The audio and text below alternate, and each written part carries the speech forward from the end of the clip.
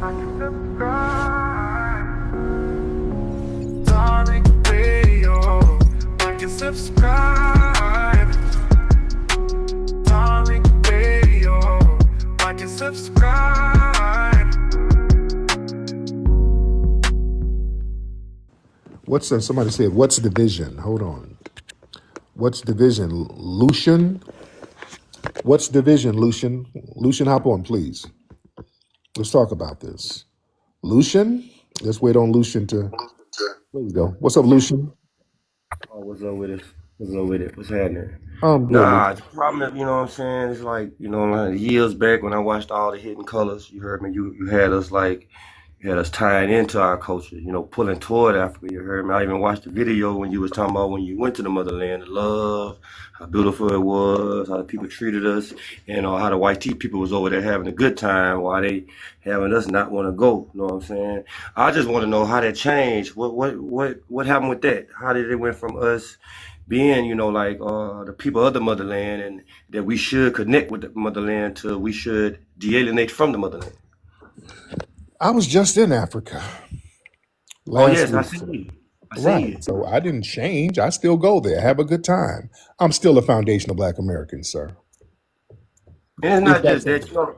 I've been in a lot of podcasts that, it's a lot of hate being spewed. If de-alienation was something that just was happening and you didn't and it didn't have to tear down the motherland, tear down the people, call other brothers and sisters that probably not have the same ideology, tethers and cosplayers, it'll probably feel like something positive or not have to see people that brag about calling ICE Everybody don't do that. or Everybody Trump. don't do that. Everybody doesn't do that.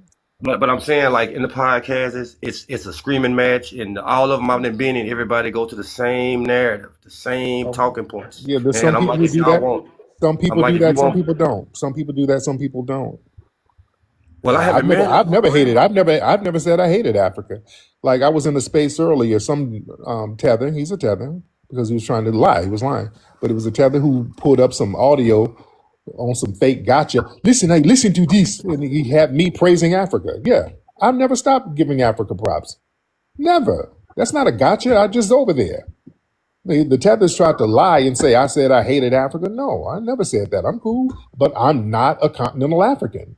I'm treated like a tourist over there. That's the reality. I'm not treated like a citizen of Africa because I'm not, and that's cool. I'm not going to sit over here and cosplay. I got a deep lineage. We got a very deep rooted lineage here that we're giving recognition to. It's not an either or. Us recognizing our lineage here doesn't mean Africa go to hell or we're crapping on Africa. We're not. We got a great lineage here of some riders in our families going back to the 17, 18, 1600s who stood on business, and we're giving them recognition. Are there some people who like to roast some of the cosplayers and the tethers who come in these spaces? Yeah, that's going to happen because these spaces, it has a lot of hostility coming from different people. But generally, we're just recognizing our lineage. Us recognizing our lineage is not a mandatory hatred for Africa. When people try to conflate the two, I want to see what their motives are. Sir, now where is your family from? I'm from Louisiana, you know what I'm saying? I'm an hmm African American. You African American. Why don't you live in Africa? I'm over here in America. Like I said, if I can get out of here, I get out of here. But it's a lot of What's different things. stopping you? It's not Well, that like, expensive to live over there. Why are you not over there? It's not I'm expensive. not gonna, I'm not gonna lie. I done got in a lot of trouble. You heard me. So when you got a lot of things going on, you gotta get. It ain't really trouble. It ain't really trouble. It's just a lot of different avenues that I gotta get ahead of, get paid at for me to even be able to get a passport. So it's a lot because I would be out of here. You hear me? Because I deal with a lot. Okay. Now, Lucian, now what do you say about me on your page? People are like, you talk a lot of shit about me on your page. What do you say Well, about me? I'm not gonna even lie because I looked up to you, my brother. I was like, man, I watched the Hidden Colors all through 5. And once I went on these podcasts and these brothers was doing all this hate, spewing hate, calling us tethers, calling us cosplayers, or going in on Africa. Like, so, and then they don't just blow on you, man. They start calling you names. Bro, like, man, I'm in Louisiana, bro. I'm in the most dangerous state, third most dangerous city. We out here, Okay. So you come from a foreign background. That's what this is. You come from a foreign background. Are you Haitian? Nah, son, I'm black, you hear me? I'm a black American, sir. You like they call us tethers and call us cosplayers. Well, Black Americans, even us, they'll tell me No, I'm an African cosplaying. Well, no, so I'm an African cosplaying a Black no, American.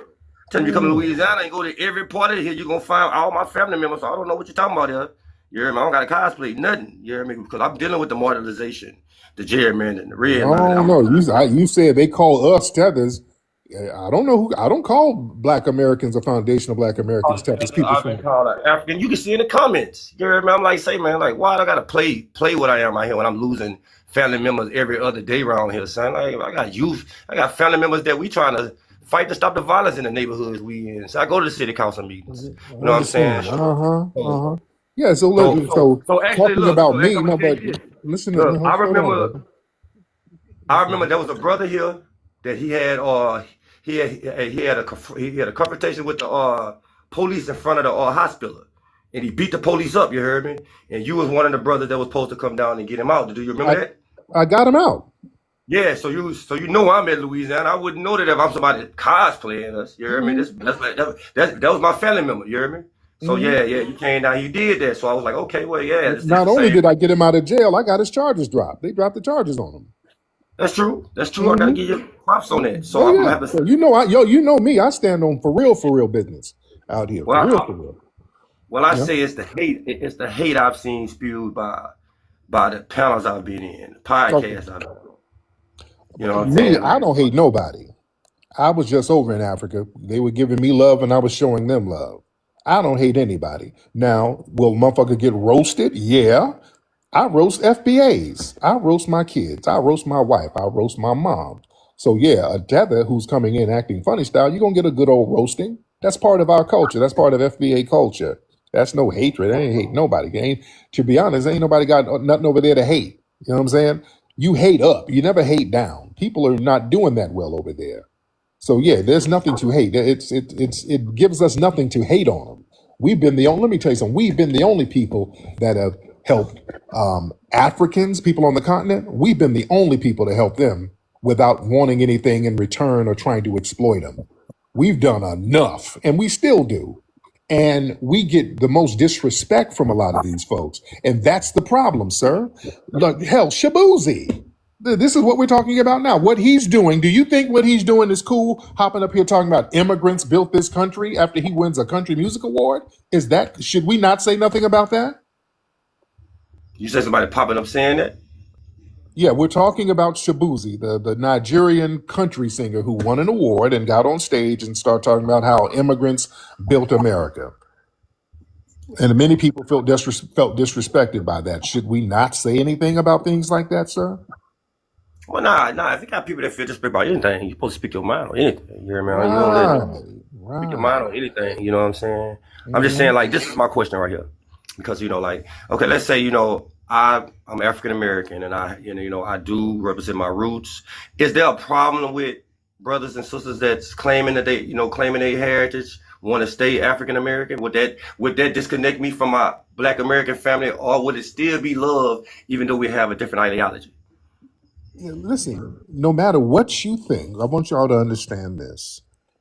If your lineage can still trace back numerically to this soil on a specific date in the 1800s, 1700s, 1600s, whatever your thought pattern is, don't matter. It really doesn't matter. If you want to be a Pan Africanist, that's fine. That doesn't change your lineage. I want y'all to understand something. There's no rules. You know what I'm saying? There's no thought pattern that you have to have. Lineage is lineage. We got FBAs who are Sambos. There's FBAs who I don't like. Jesse Lee Peterson is a foundational Black American. He's a Sambo. And what am I going to do? All right, I completely disagree with everything he has to say, but he is foundational Black American.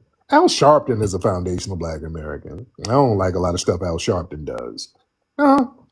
No, lineage is lineage. That's all I'm on. I'm just recognizing lineage. Now, all of these political ideologies and Pan Africanist ideology, that's not me.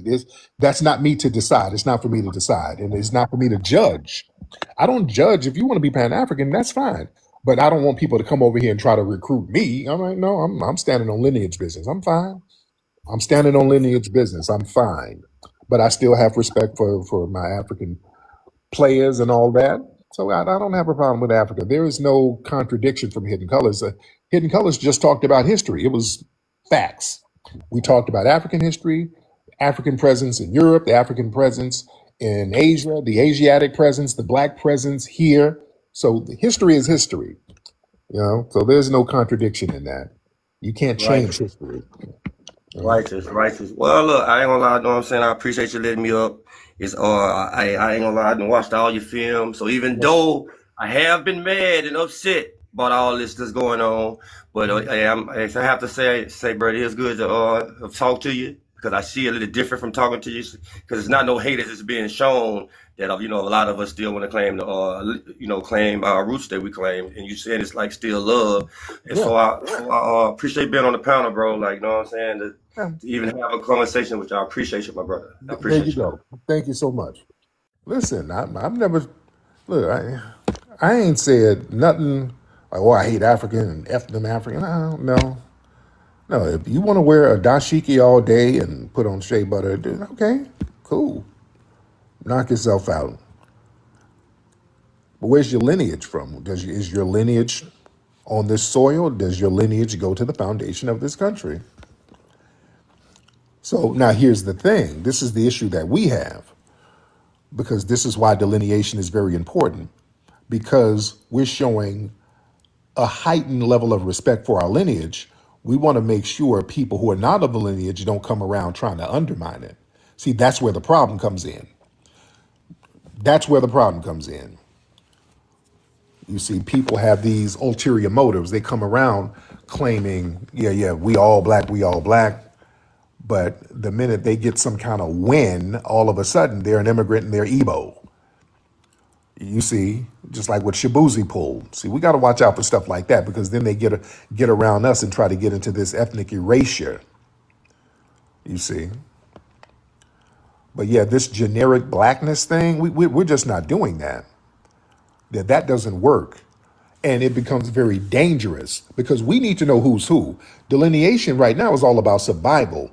We need to know who's coming among us. And unfortunately, certain people who are not of the lineage, they're not going to have an affinity to protect other people from the lineage. I want y'all to understand this. When you come from a certain lineage of other people, almost instinctively, there's a certain level of camaraderie and protection for people of your lineage.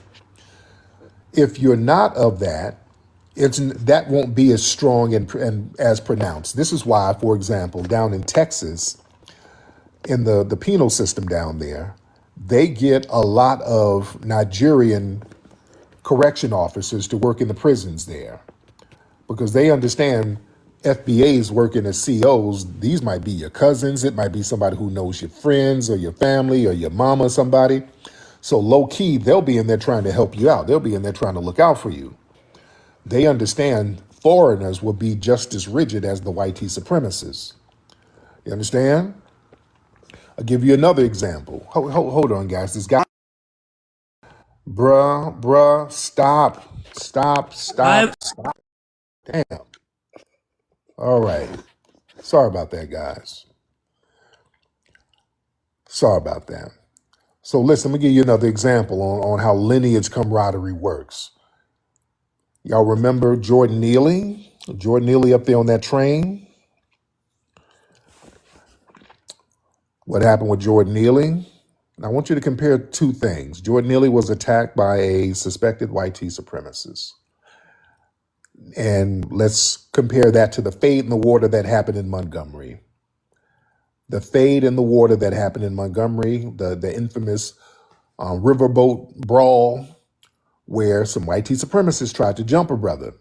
Now down there in Montgomery, there's all FBAs.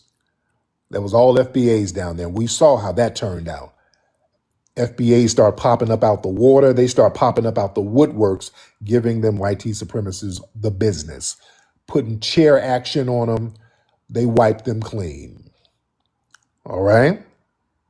When they saw a brother getting jumped by a white supremacist and a group of white supremacists.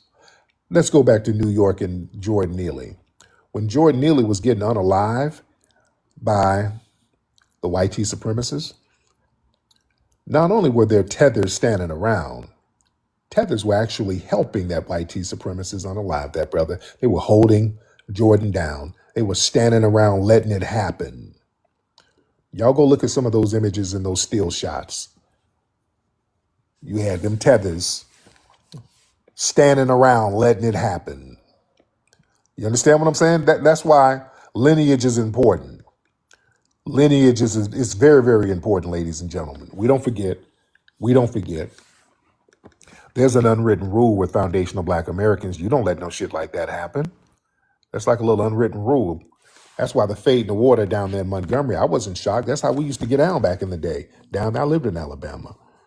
A white tea group of people jumping a brother or anyone, that just didn't happen when we grew up. Y'all know, some of y'all grew up, where my Gen X's, where my Gen X's, y'all know what it is. Us being born after the civil rights era, us Gen Xers, y'all know how it was all the way the hell up with us.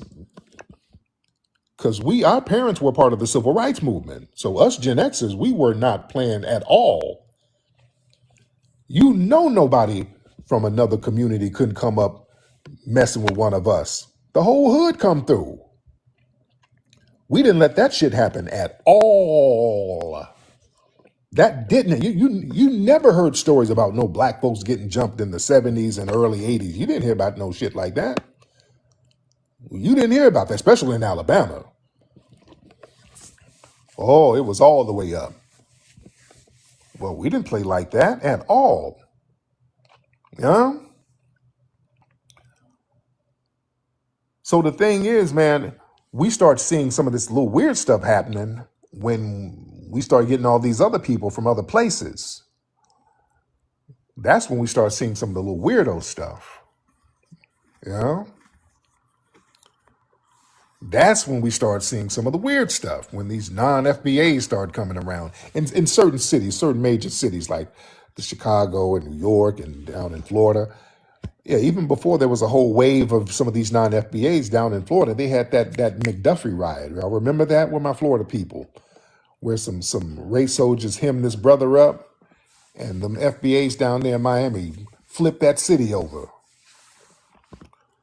They got real busy down there. You know, they got busy down there in Miami. Those are FBAs getting down like that. You know? So lineage and delineation is very, very important. That lets you know, we have a certain spirit, we have a certain energy. And that's the reason why a lot of people have an issue with us delineating, because we are getting on code based on lineage. I want y'all to understand something. Do I need to get deep? Can we get deep for a minute? Can we get deep? They'll throw some hearts up there. If y'all want us to get deep, can we get deep? Throw the hearts up. Put some hearts up here. Let's get 500,000 hearts, because I think we got to get deep for a minute. I want y'all to understand why so many people have an issue with us foundational Black Americans getting on code around our lineage, because we're delineating. See, lineage creates a shared frequency without coordination.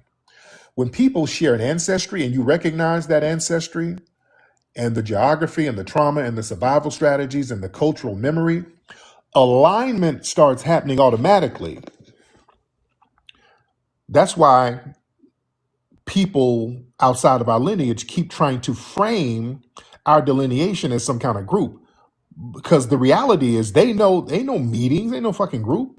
There's no memos, there's no hierarchy, and it's scary. So they're trying to comfort themselves by believing there's a group that they can attack, or there's some people. If they just attack Tariq, that's going to do something. It's not. It's not going to do anything. What you're seeing is osmosis. There's a wavelength produced by the lineage itself. That's why many foundational Black Americans independently arrive at similar conclusions. You know what I'm saying? We can understand certain things. We get certain resistant instincts. We get certain codes of conduct without being told. Let's go back to Fate in the Water. There was no leader in that. When the white boys were trying to jump the brother, there was no leader, just the osmosis kicked in. And everybody knew what the goddamn assignment was. You see? Everybody got on point immediately. They knew the assignment without having to be told anything by anybody. They saw what it was, and them ancestral memories kicked in with all them FBAs. And they were by that water too, and that water is already it's an energy conduit, and that water has our ancestors' spirits in that anyway. So that water was already loaded with ancestral memory and energy. So that's why people start literally jumping out the water on them damn white supremacists. Literally whooping down on them. You did? That's ancestral memory, ladies and gentlemen. You see, that's scary to the dominant society. Because when we share a lineage, we can get on code very quickly without having formal meetings, without having a formal hierarchy. You see, when people are on code, they don't need central control. You don't need constant instructions, and you don't fracture easily. You see? And to a lot of people in the dominant society, that makes them harder to manage, though. That makes it hard to predict. That makes it hard to neutralize. That's why so many people have an issue with us delineating. That shit makes us powerful, man. That shit makes us powerful. This is why they have to insert foreigners around us all the time to break up the energy connections. You see, when they force all of these non-FBAs in our circles, that's not diversity. No, they tricked us with the word diversity. I want y'all to understand something. They make it seem like if they put all of these people of color around us, diversity is a good thing. No. It's a disruption strategy. You understand?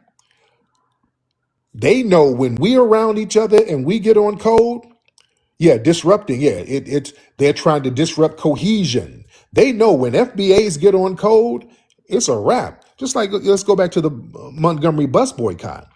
That was so successful, they shut the city down. They shut Montgomery down. They messed up Montgomery's money. Because the people who needed bus rides were the domestic workers. They were basically the primary bus riders. So that shut Montgomery down, us getting on code. You can't force us to ride a bus. So we'll walk to work. We'll have carpools. We start looking out for each other. We got on code and said, we're not going to support this bus system if they're going to have us sitting on the back of it and all that. Why are we going to give them all of our full money and we're going to get half the service? They can have all of these nuts and kiss all our ass. And that's how we thought about it. And we were on code. Remember, we didn't have a bunch of immigrants down there in Alabama during the Montgomery bus boycott. It was all FBAs. We didn't have no immigrants. We didn't have nobody disrupting anything. Nobody with disruptive energy. You see? Like I said, the dominant society bringing in all of these other minorities and people of color and who are non-FBA, that's disruption. That's not about inclusion. That's about signal interference. Because, see, the outsiders, they don't share the same ancestral memory. They don't have the same instinctive boundaries. So a lot of times they'll bring these folks, and some people are cool, some are cool. We have some riders here, but I'm saying a lot of folks, they come around us, and what happens is they break the current, they break the energy, they slow down the momentum.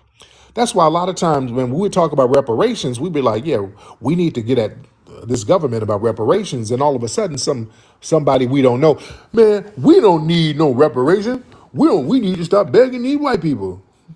And then all of a sudden, the energy has just been disrupted. The energy is all off. Now the energy has been dissipated. We got these people talking about what we don't need, and they're killing the vibe. They're killing the momentum. And then we had to put two and two together and say, hey, where's that person from? Where is that cat from? Who is this? Who did he come here with? Who brought Candace Owens here? Where'd she come from? We had to start asking questions to see where people were. So we started asking questions and we started to see a pattern. A lot of people who have this disruptive energy, they're not of our lineage. I don't think it's a coincidence that these people come from these immigrant backgrounds. So we had to put two and two together. You see?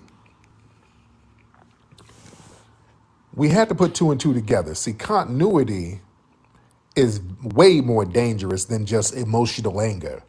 See, they're used to us being emotional and reactive because they got something for that. Because they know you're emotional and reactive.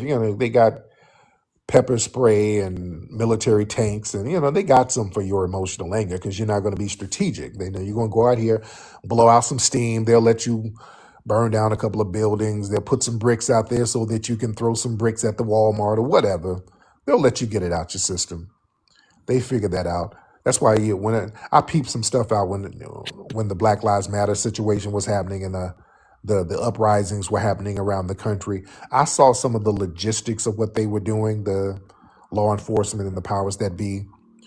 They would get some of their operatives to direct people to certain areas where there would be minimal property damage, particularly downtown.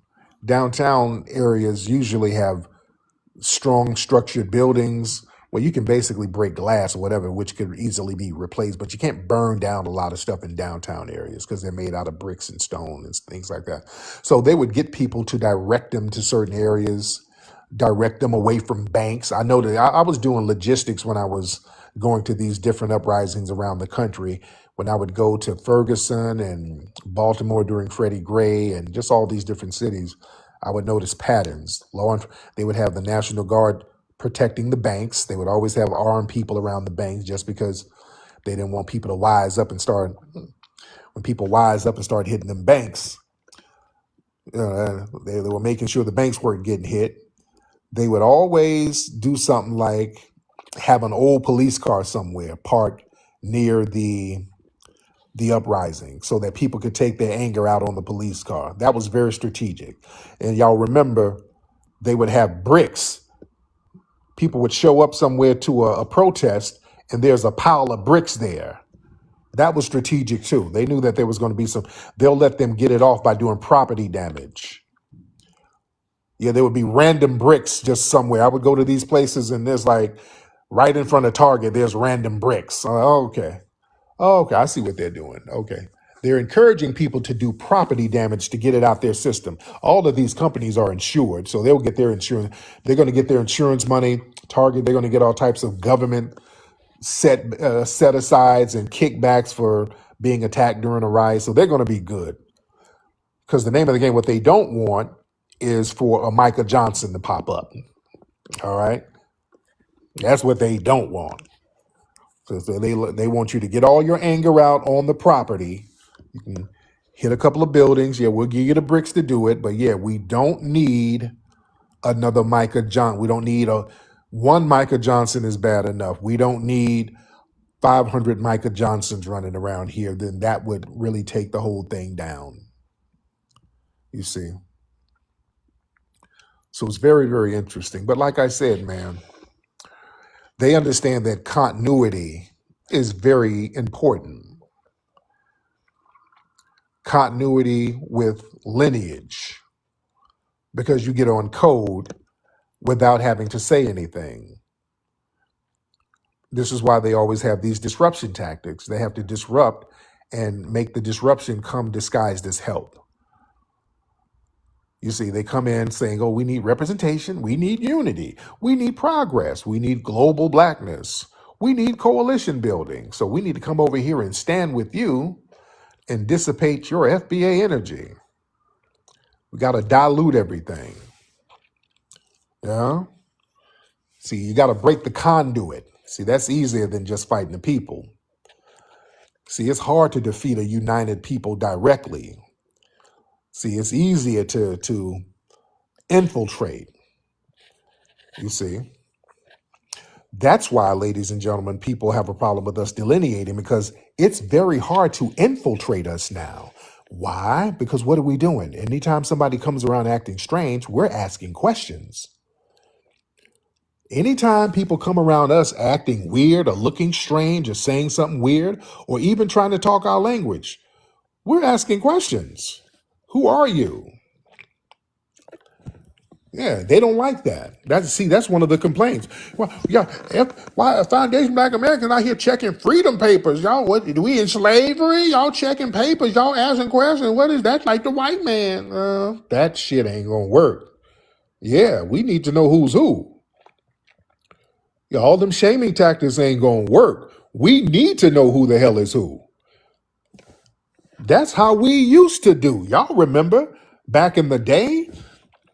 We used to get a camaraderie by asking where people are from. Even when you grew up, your friends came around. Let me talk to my Gen Xers again. Now, y'all know us Gen Xers, our parents, the parents of us, the Gen Xers.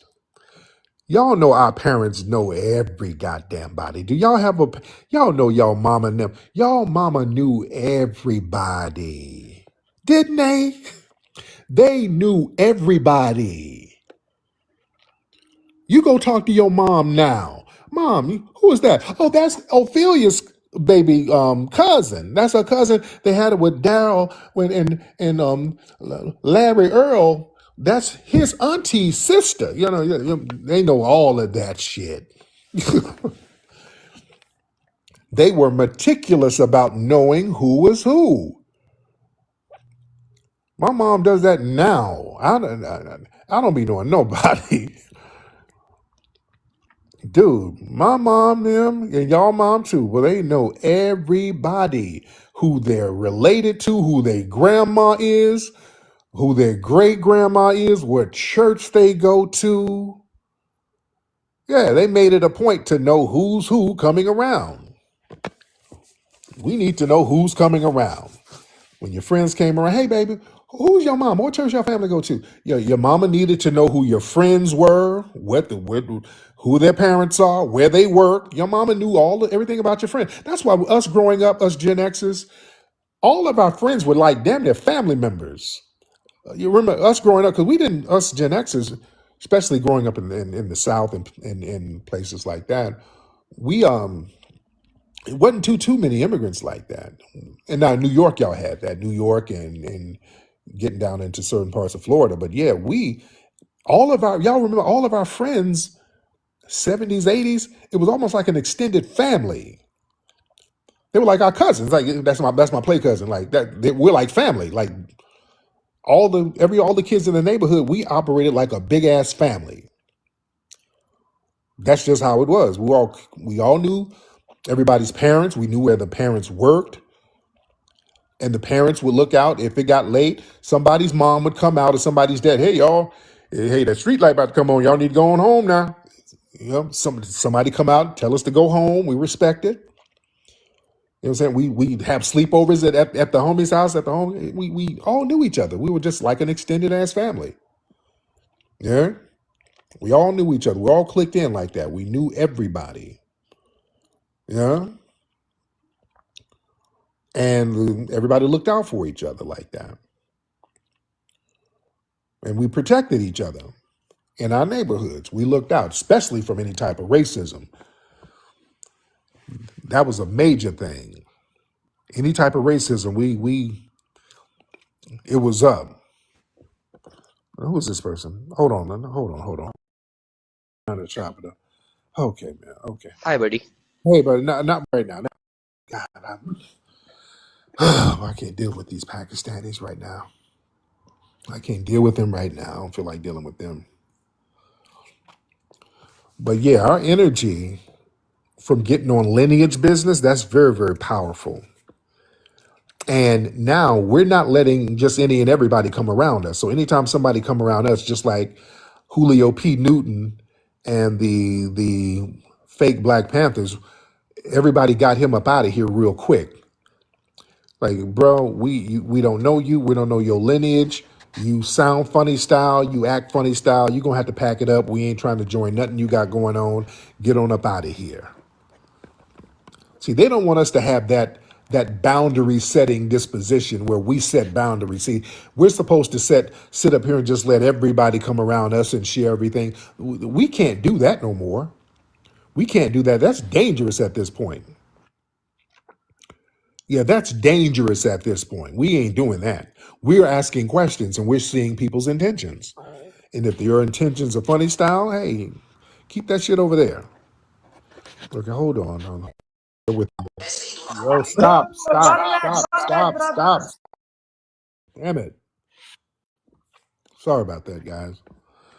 Y'all don't see when these guys just keep constantly requesting. Every time I deny, it just keeps popping on the screen, and I just have to tell these people to stop damn spamming. Hello, one game. I don't want to hear that shit. They're very annoying, man. One game, no. Damn. Oh man, shout out to everybody in here. Let's see who we got. It was Court. Look at Miss Court in here. Let's get Miss Court. Let me see. Trippy Chef. Let's get a few people. DQ. All right. Who we got here? Okay, Trippy Chef. All right, Trippy Chef. Oh, my bad, Tariq. That was an accident, bro. My bad. Okay, I get you down, brother. It's all right. All right, let's try DQ something. QSR. Thank you, Tariq. Appreciate it. Grand Risings. Yes. How are you, brother? I'm all right. It's funny because a lot of our people don't understand that we already have a name. We have contracts. So George Washington, how he got his protections, he started begging C.D. Muhammad, the Blackamoors, and the Blackamoors gave them the right to come here and establish government in Greater Morocco. So America ain't America. It's only a jurisdiction base. The land, the soil is Greater Morocco, and the people did not come from Africa. We were already here. So we're Moroccan subjects. I yield at this time. All right, thank you so much, brother. Thank you so much. Okay. All righty. Okay. Okay. That's a Pandora's box. I can unpack. I'll unpack that and break all that down. Mr. Ether. Can you hear me? I can hear you. What's up, brother? Hey, what's up to you, brother? I'm Shout good. out to you. Shout out to the new movie you got coming out. Yes, sir. Yeah, I just find it real interesting that these Pan-Africanists and these tethers, they don't have a problem with people like Shabuzi, people like Candace Owens and Myron Gaines Right. talking down on us. But for some reason, they don't want us to defend ourselves. And they try to put chains and parameters around how we can defend ourselves. They want us. They don't want us to, hurt their feelings and make statements like that towards their culture and everything. But we don't ever see them actually addressing those people at all, not in any real meaningful way. But they Not come only at that, us. yeah, and not the hell. Let me build on that. Not only are you speaking the truth, they don't never say nothing about Myron Gaines. They don't say nothing about the Byron Donalds and all these people who denigrate us. Not only do they not say anything, they agree with Shabuzi. These tethers are in the comment sections all over the internet, actually agreeing with Shabuzi. So yeah. So when we push back, they want to cry foul. But go ahead, brother. Yeah, they really agree with them. They don't want us to defend ourselves. So Right. it's phony outrage when these people come at us, and particularly when they come at you, because you're not even really on their necks like that, like Right. you could be.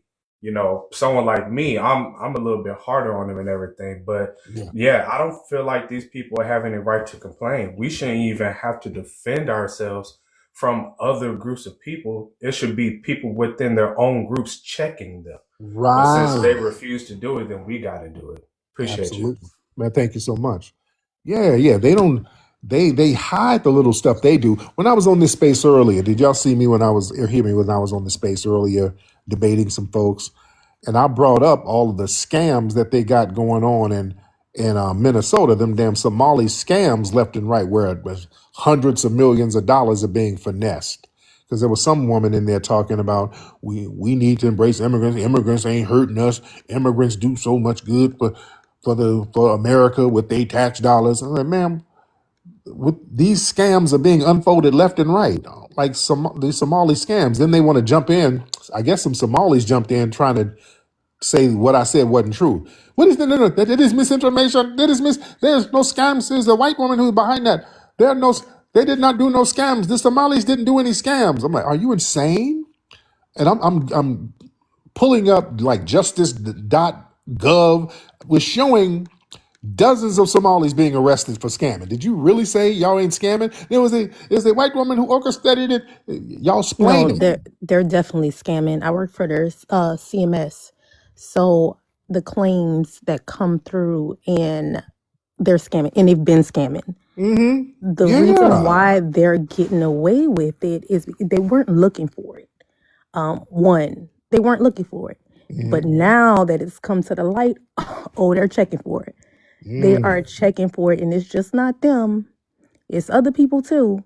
But yeah, millions of dollars. Mm. Millions of dollars Yes. drained from the system. Mm. Now, Court, hop on camera real quick. I got my bonnet on. Yeah, we don't care. Let's see what's going on. The brothers want to see you. They want to see what you're looking at. They're like, she kind of cute. I got my bonnet on. No, I can't hop on right now. Yeah, it's all. Just cover your forehead because I see your forehead is kind of big. Just Oh my gosh. pull it down to your eyebrows. Let's see the natural face real quick. No, I can't hop on. I got my bonnet on. Y'all don't do me like that. Lord, okay, that means your edges are gone probably. Oh wow. Cover your edges up. Just cover your edges up. Jeez. Man, what city you in, by the way? I am in North Carolina, but I work remote. So Okay. I've worked in California Okay. and I've worked in different Medicare and Medicaid Advantage plans, different Okay. plans. But the scam has been there. Oh yeah. It's been prevalent. It's been there. But now I'm just looking at what's coming through, and I'm like, damn, everybody's going down. Oh yeah. Oh yeah. Yes, indeed. All right. Well, thank you so much, Cord. I appreciate No you, dear. problem. All right. Hey Tariq, it's Hey. Shayna. Hey, Shane, how are you, We dear? are IG friends. But this is like on TikTok, I just kind of promote, my med spa skincare stuff. But if you look at my page, you'll see Hop on camera. So I can't like Tariq. I literally am getting dressed because I have to go into school. So I literally just got out the shower. So I'm not trying to get sexy on y'all. I ain't cocoa butter that cleavage and hop on camera. No, like my hair, like I gotta, because Tariq, like I have done like, I think the last time I talked to you, I was probably still working in like government up in like DC, but I'm in South Florida now, and I'm in, Oh wow. I would say graduate school. I don't want to be specific, but more so, this is more like advanced training for my med spa and what I'm already doing. But with just everything going on, I just love what you're doing. Like, keep holding it down. Yes, ma'am. And we need this. And I want everyone to know that Dr. Claude Anderson is where you get a lot of your speaking points from. So when they try to say, oh, you're the leader, Dr. Claude Anderson was talking about this in the 70s. Absolutely. So let's cut that, trying to make it into like, oh, we're trying to target you and make, no, this has been a thing. And I think that the way that we all are reacting to it, and we are like collectively like, you know what, this is where we need to stand. It shows that we're fed up and we're tired. And my thing is, what is the point of having you over here where you look like me, but you're not with me? Like it is so, and being in South Florida, I'm like, it's not a lot of Black Americans. And being in South Florida has really just woke up a revolution in me because it's so much racism. It's so bad. And I really hurt for my Black people in South Florida every day because I go through like the pork and beans and I go through like their towns and they're gone.